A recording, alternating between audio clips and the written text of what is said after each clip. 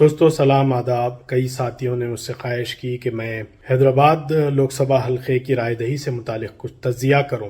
ساتھیوں، سب سے پہلے میں آپ کو یہ بتانا چاہتا ہوں کہ ہر طرف یہ سوچ و فکر ہے کہ اس مرتبہ ووٹ کم ڈالے گئے، لیکن اعداد و شمار یہ بتاتے ہیں کہ گزشتہ کے مقابلے میں اس مرتبہ جو رائے دہی ہوئی ہے وہ بہت اچھی ہوئی ہے. ایک دن قبل ٹائمز آف انڈیا نے ایک خبر دی ہے. اس کے مطابق 2019 سے اس الیکشن کا ہم تجزیہ کرتے ہیں تو حیدرآبادی پارلیمانی حلقے میں 19 کے مقابلے میں 2 لاکھ سے زائد ووٹ ڈالے گئے اور پہلی مرتبہ حیدرآبادیوں نے اس حلقے میں 10 لاکھ سے زائد اپنے ووٹ ڈالے ہیں.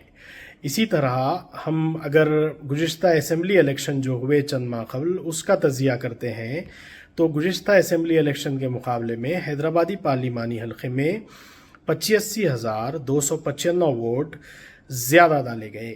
اسی طرح جب ہم مزید تجزیہ کرتے ہیں تو صرف گوشہ محل کو چھوڑ کر تمام اسمبلی 6 حلقے اسمبلی جات چندران گٹا، بہادر پورہ، یاقوت پورہ، چار مینار، یہ تمام حلقوں میں گوشہ محل کو چھوڑ کر زیادہ رائے دہی ہوئی.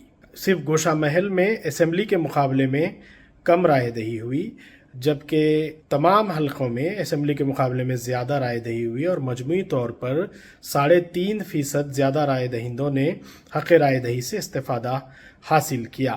اس کے باوجود رائے دہی بڑھ کر ہونا چاہیے تھا، یہ کئی لوگوں کا تاثر ہے. لیکن دی ہندو میں سید محمد نے ایک رپورٹ دی ہے، اس میں انہوں نے کہا ہے کہ رائے دہی کے کم رہنے میں کئی وجوہات ہیں. ان میں زیادہ تر لوگوں کا نام حذف کر دیا گیا اور تاخیر سے چٹس پہنچے. اس کے علاوہ پولنگ مراکز بھی کافی دور تھے، یعنی پولنگ مراکز کے الاٹمنٹ میں بھی اسمبلی اور پارلیمنٹ کے درمیان 70-80 ہزار ووٹرز ایسے تھے جنہوں نے اسمبلی میں جن پولنگ مرکز میں اپنے ووٹ ڈالے تھے اب پارلیمنٹ میں ان کا مرکز چینج کر دیا گیا. یہ سارے ٹیکنیکل وجوہات بھی تھے جس کی وجہ سے ممکن ہے کہ 1 لاکھ یا 1.5 لاکھ ووٹ حیدرآباد پارلیمانی حلقے میں کم پڑے.